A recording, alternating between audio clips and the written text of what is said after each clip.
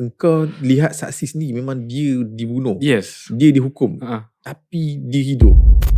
Ada seorang banduan akhir yang dah banyak kali dihukum bunuh, tapi dia langsung tak mahu mati. Sejak hari pertama lagi aku dapat rasa kes dia ni pelik.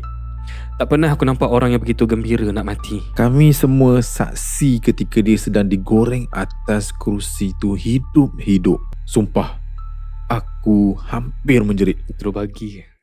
Jap.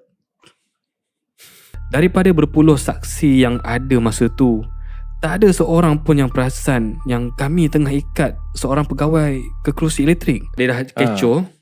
Pegawai atasan semua terus buang. Padahal masa dia nak kerusi elektrik kan si Taf ni, semua saksi glass, semua saksi ada. Semua saksi ada. Okeynya. Kau nak segelas air? Aku hulurkan padanya, tapi dia langsung tak pandang pun.